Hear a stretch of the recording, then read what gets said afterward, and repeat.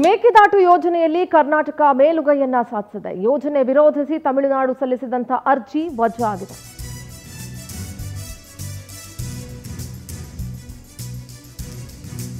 ಯೋಜನೆಯನ್ನ ವಿರೋಧಿಸಿ ತಮಿಳುನಾಡು ಅರ್ಜಿಯನ್ನ ಸಲ್ಲಿಸಿತ್ತು. ಅರ್ಜಿಯನ್ನ ವಜಾಗೊಳಿಸಿದೆ ಸುಪ್ರೀಂ ಕೋರ್ಟ್.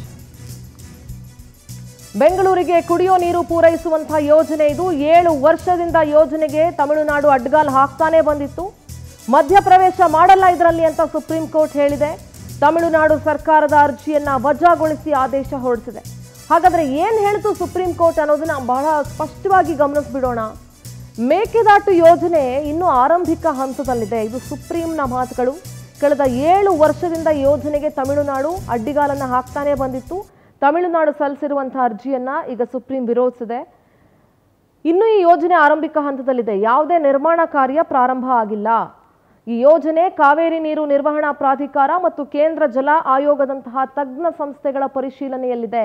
ಹೀಗಾಗಿ ಮಧ್ಯಪ್ರವೇಶ ಮಾಡೋದಿಲ್ಲ ಇದರಲ್ಲಿ ಅಂತ ಸುಪ್ರೀಂ ಕೋರ್ಟ್ ತನ್ನ ಅಭಿಪ್ರಾಯ ವ್ಯಕ್ತಪಡಿಸಿದೆ. ಹಾಗಾದ್ರೆ ಏನಿದು ಯೋಜನೆ ಅಂತ ಗಮನಿಸೋದಾದ್ರೆ, ಬೆಂಗಳೂರಿಗೆ ಕುಡಿಯೋ ನೀರನ್ನ ಪೂರೈಸುವಂತಹ ಯೋಜನೆ ಇದು.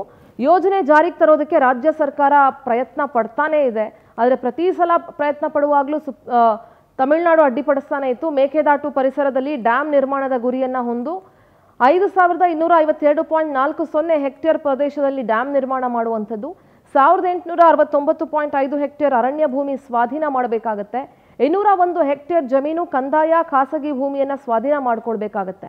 ಸೊ ಇದಕ್ಕೆ ಯಾಕೆ ತಮಿಳುನಾಡು ವಿರೋಧ ವ್ಯಕ್ತಪಡಿಸ್ತಾ ಇದೆ ಅನ್ನೋದನ್ನ ನಾವು ಗಮನಿಸೋದಾದ್ರೆ, ಡ್ಯಾಮ್ ನಿರ್ಮಾಣದಿಂದ ತಮಿಳುನಾಡಿಗೆ ತೊಂದರೆ ಆಗುತ್ತೆ. ತಮಿಳುನಾಡಿನ ರೈತರಿಗೆ ನೀರಿನ ಕೊರತೆ ಆಗುತ್ತೆ. ಹಾಗಾಗಿ ತಮಿಳುನಾಡಿಗೆ ಯಾವುದೇ ರೀತಿಯ ಪ್ರಯೋಜನ ಆಗಲ್ಲ ಅಂತ ಹೇಳಿ ಕುಡಿಯೋ ನೀರಿನ ಉದ್ದೇಶ ಅನ್ನೋ ವಾದವನ್ನ ಒಪ್ಪೋದಿಲ್ಲ ಅಂತ ತಮಿಳುನಾಡು ವಿರೋಧವನ್ನ ವ್ಯಕ್ತಪಡಿಸ್ತಾ ಇದೆ.